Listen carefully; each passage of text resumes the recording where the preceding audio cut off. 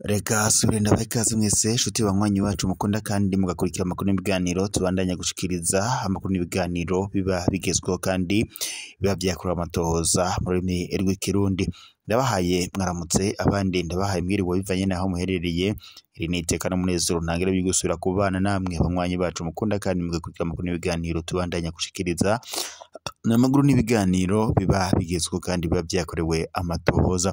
Reka rero nkengurukire mwese mudukurikira muri mu micungararo igize igihugu cacu Burundi, abadukurikira bari mu bihugu bibanye ndetse n'abari mu makungu yakore mwese ndabahaye ikaze mu makuru yacu yo muri ico gitondo. Amakuru ashavuze, amakuru azendutse avugwa mu bisata bitandukanye, haba muri politiki, mu nkino, mu ndero, iperereza, mu gateka na muntu, mu makungu yakure ndetse n'andi makuru yose abariko aravugwa ijya nino. Ndabahaye ikaze rero mu makuru yacu yo muri iki gitondo. Amakuru araza agushimikira ku ngingo nkuru zikurikira.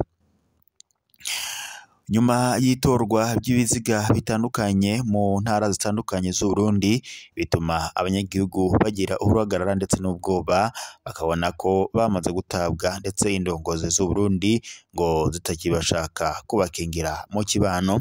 Bagasaba rero abajejwe umutekano ndetse n'umukuru w'igihugu kuhashika, kuko ngo mu bibanza bitandukanye mu ntara zitandukanye abanyagihugu babandanya bagandagurwa umwanya n'umwanya, ariko na cane bakagiriza zimwe mu ndongozi z'umugambwe uri ku butegetsi wa CNDD FDD, na cane urwaruka rw'umugambwe uri ku butegetsi wa CNDD FDD ruzwi nk'imbonakure, kuko ari rwo rwoba rugira uruhara rukomeye muri ubwo bwicanyi bukorerwa abanyagihugu na cane abatavuga rumwe n'ubutegetsi. Uyu mugwi w'imbonerakure ONI, ishirahamwe mpuzamakungu ONI rijejwe kwitaho ubuzima bw'abantu ku isi, rivuga ko rero uyu mugwi w'imbonerakure bawufata ngo nk'inkorabara, nubwo zikingiwe n'umukuru w'igihugu, kandi niyo biboneka ibyo zikorera abanyagihugu bigaragara ko koko yoba azoba ari inkorabara na cane abatavuga rumwe n'ubutegetsi. Turaza kunyarukira mu bice bitandukanye bigize igihugu cacu Burundi, turabira hamwe ibiriko birahavugwa bijanye n'izo mbonerakure ziriko ziragandagura abanyagihugu, zigatuma abanyagihugu bagira ubwoba ndetse bakaba bari no mu gahinda katagira izina. Turaza kandi no kunyarukira muri Tanzania mu nkambi y'impunzi ya Nduta. Turabire hamwe aho kuri ubu ngubu ubwoba bwasubiye kwaduka, ndetse abanyagihugu na cane izo mpunzi ziriko zirafise ubwoba bivanye n'amarozi yasubiye kwaduka muri iyi kambi y'impunzi ya Nduta, ndetse bakanavuga ko indongozi z'u Burundi ndetse n'iza Tanzania ngo zoba zibifisemwo uruhara, na cane ku banyagihugu b'u Burundi badashaka gutahuka ngo ku bushake, ariko bakavuga ko bobo barimo barahatirizwa gutaha ku nguvu. Mu kanya ku buryo bw'idonido turabigaruka ko ico weho usabwa banza ufite suivre, partage ndetse na s'abonner kugira ngo tubandanye kubana mu makuru n'ibiganiro byacu bya misi yose tubandanya agushikiriza. Reka rusubire ndabaha ikaze mu makuru yacu ku buryo bw'idonido. Tugira duhere muri Bukinanyana, aho igitero c'imipanga ku Ndava, umuntu umwe yishwe abandi babiri bakaba bakomeretse cane. Kuwa gatanu Nyandagaro uyu mwaka, umutekano wo mwijoro warahungabanye ku mutumba Bwiza ya kabiri muri zone Ndava ya komine Bukinanyana, intara ya Bujumbura, uburengero bw'u Burundi, mu gihe haba igitero gikomeye mwijoro ryo kuri uyu wa mbere rishira wa kabiri. Abantu bitwaje ibigwanisho barateye urugo rwa Elifase ni Miburo w'imyaka 60 bamwica bunyamaswa. Kugwa amashinga ntahe babibonye abo bagizi ba nabi ngo baratemaguje ipanga ndetse n'abandi bo muri uwo muryango. Karini Nzeyimana, umukenyezi w'umuhisi w'imyaka 50 ndetse n'umwana wabo w'imyaka 10 baratemagujwe igipanga cane, ndetse bakaba baratemaguwe mu mutwe. Baciye rero barungikwa ku bitaro vyihuta kw'ivuriro ryaho nyene, bikavuga ko ubu ngubu baremvye cane. umwe mu mbonerakure yarahagaritswe abo babikoranye bakaba barahunze. Umukuru w'umutumba wa Ndava Samuel Karenzo yaremeje ibyabaye kuwa kabiri mu gitondo kuva ngo bumvise induru baciye batabaza inzego z'umutekano ndetse baranararika abanyagihugu baraza gutabara. Umwe mu bikekwa ngo ko bari muri ico gitero ni Marite Nsengiyumva Umuyabaga, akaba ndetse n'imbonerakure yarahagaritswe aho nyene, abandi barahunze niko uyu mukuru w'umutumba yamenyesheje. Imbonerakure ni abanywanyi b'umuhari w'urwaruka rw'umugambwe uri ku butegetsi wa CNDD FDD. Ubwo amatohoza ya mbere abo bagize ico gitero boba baturuka muri zone ya Gahabura, aho umuhisi yahoze aba imbere yo kwimukira muri Bwiza ya kabiri haraheze imyaka ishika 10. Icatumye ico gitero kiba gushika amagengaya ntabwo kiramenyekana. Kubera ubwo bugizi bwa nabi, umukuru w'uwo mutumba yahamagariye indongozi gusaba ko ubutungane bukora. Ubwo bunyamaswa ngo ntibushobora kwijana budahanwe, niko ni ihungabana y'umutekano mu kibano cose. Ico gitero ciyongere kandi ku rukurikirane rw'ibindi bitero bimaze amezi menshi bihungabanya kamine ya Bukinanyana. Inzego z'umutekano zibandanya zirondera abakoze iryo bara kugira ngo kibatore kuko ngo bakiri mu kinyegero. Mu nkambi y'impunzi ya Nduta muri Tanzania ho urupfu rudutahuritse ndetse n'ibihuha by'uburozi by'imwikambi y'izo mpunzi. Kuwa gatandatu Nyandagaro uyu mwaka ubwoba buriko buriyongera mu ikambi y'impunzi z'abarundi Induta mu buraruko bushira uburengero bwa Tanzania, inyuma y'ipfu zitari nke zidashobotse kandi ngo hamwe na makenga ngo ko hoba hariho hakoreshwa uburozi. Kuva muri Mukakaro haravugwa ibihuha bivuga ko hariko harakoreshwa uburozi. Kuva muri Mukakaro haravugwa ibihuha bivuga ko hariko harakoreshwa uburozi buhabwa zimwe mu mpunzi, cane cane abanka gutahuka ku nguvu. Hamaze kuboneka ipfu za mbere, ibihuha byaciye bigwira mu mpunzi bituma n'icuka kitari ciza cibonekeza. Mu ntango twiyumvira ko ari ibihuha canke ibintazi. Bamwe barahavye mbere no kuja mu nywero n'uburiro bumwe bumwe.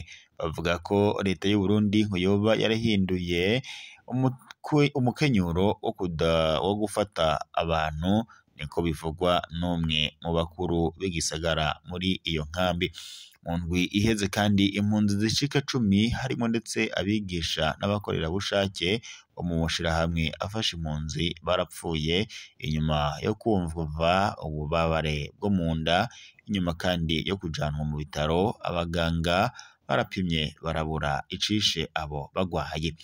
Ihagarikwa ry'abantu inyuma y'akaga kabaye.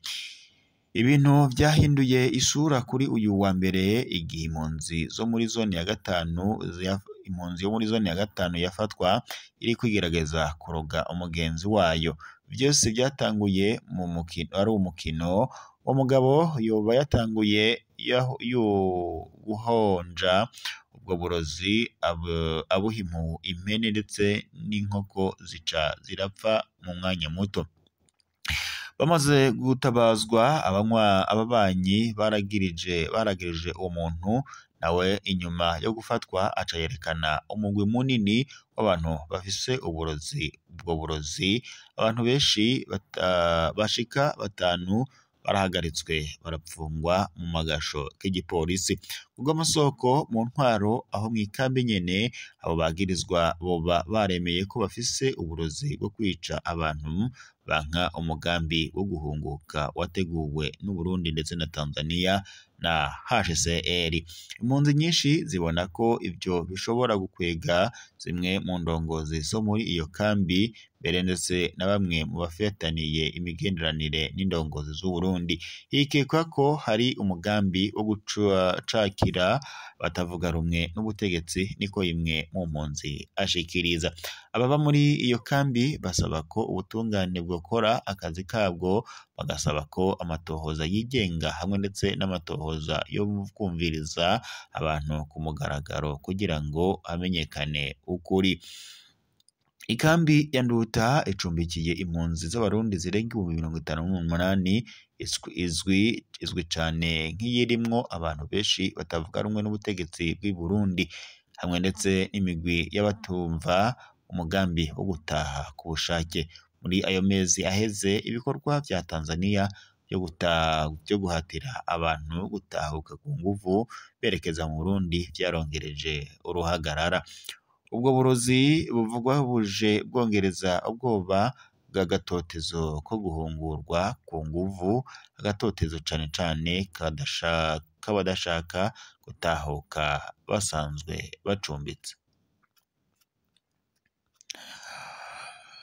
Mu Burundi ho Evariste Ndayishimiye yagumije ubutegetsi mu minwe, agabanura leta kandi asubiza mu mabanga bamwe bari bazwi ku buryo bw'ubwenge. Kuwa gatanu Nyandagaro uyu mwaka, amasaha make ya Perezida Ndayishimiye Evariste agenye Nestor Ntawontuye kuba umushikiranganji wa mbere wa leta y'u Burundi. Umukuru w'igihugu c'u Burundi Evariste Ndayishimiye yerekanye abicishije ku muvugizi wiwe Rosine Grene Gatoni abagize leta yiwe shasha. Iyo leta biboneka ko umengo igizwe n'abantu bake, yerekana ububasha bwo kwiyegereza ubutegetsi mu gushiramwo amashusho mashasha. Umushikiranganji w'intwaro yo hagati mu gihugu iterambere rusange, ubushikiranganji bw'intwaro yo hagati mu gihugu iterambere rusange bwahawe Leonidas Ndaruzaniye. Igenwa ryiwe ryerekana ko igisata c'umutekano kigiye kwitabwaho muri iki gihe hama habaye amasanganya. Mu bushikiranganji bwo kwivuna abansi hashizwemo Marie Chantal Nijimbere, niwe yahagarutse inyuma yo kunegurwa cane mu bushikiranganji bw'ubudandaji. Uburundi bukaba kandi bwitwa ko ari igihugu kibuze ibitari bike, kirangwa n'iduga ry'ibiciro, ubukene bw'ibitoro bukaba buduza idarapo kuba bumaze amezi arenga 56. Iryo iyunguruzwa ririko riravuga ko vyinshi bijanye n'umutekano wa leta. Umushikiranganji w'ubutungane ubu bwaguwe bushirwamwo agateka kazina muntu n'igisata n'igitsina bwashizwe mu minwe ya Ahotemo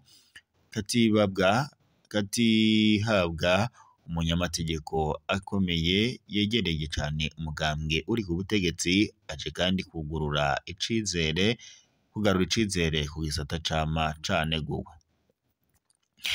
Ubushikiranganji bw'imigenderanire ndetse n'ibindi bihugu ndetse n'ibibazo bijanye na EAC bwahawe Edouard Bizimana, yahoze aserukira Burundi mu makungu, afise igikorwa co kunagura imigenderanire n'amakungu ndetse n'abafasha Uburundi mu karere.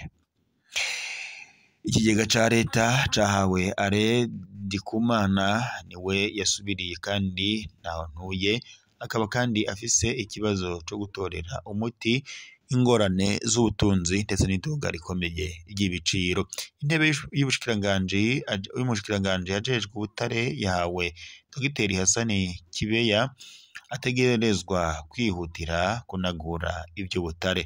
Uburimyi ndetse n'ibidukikije byahawe Karini Mbarushimana, yahawe igisata gikomeye muri iki gihugu. Gufungura nabi ngo bisa n'ibiri ku murindi munini ngaha mu Burundi.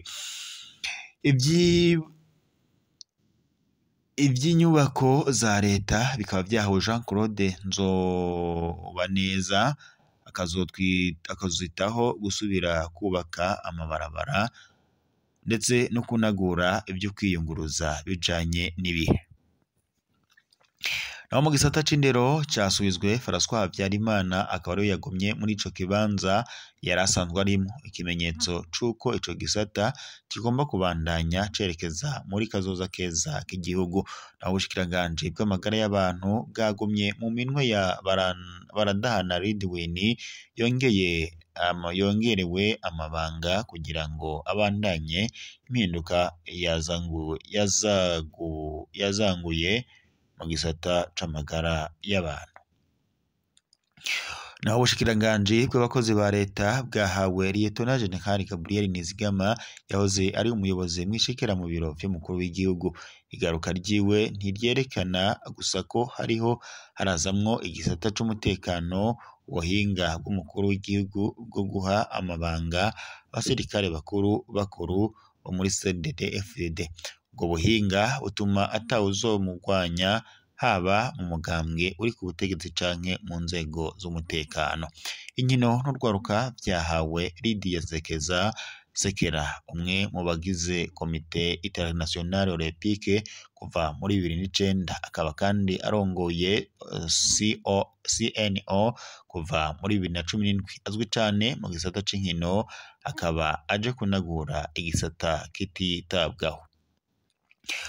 Ubushikiranganji bw'umukenyi bwo kumenyesha amakuru bwahawe Gabi Bugaga ahamagarirwa kumenya uko leta ivuga mu gihe ibimenyesha amakuru bicungerewe cane. Umukuru w'igihugu Evariste Ndayishimiye yavuze ubushikiranganji bwinshi ku budandaji ndetse no gufashanya, akaba ari we azobwifatira mu minwe. Ivyo bikerekana ko umukuru w'igihugu agiye kurushiriza kwikurikiranira ibijanye n'ubwo bushikiranganji. Nubwo harimwo bashasha, ababikurikiranira hafi bo mu Burundi ndetse no mu makungu babona ko CNDD-FDD iciganziye ibibanza vyinshi kandi ko iryo hinduka rya leta rije gukomeza umugambwe uri ku butegetsi aho kuzana impinduka nyazo. Ibi rero bikaba bishikirizwa na bamwe mu bahinga mu vya politiki ngaha mu karere k'ibiyaga binini. Reka roshimire mwese mwari kumwe natwe mu makuru n'ibiganiro tweko turabashikiriza.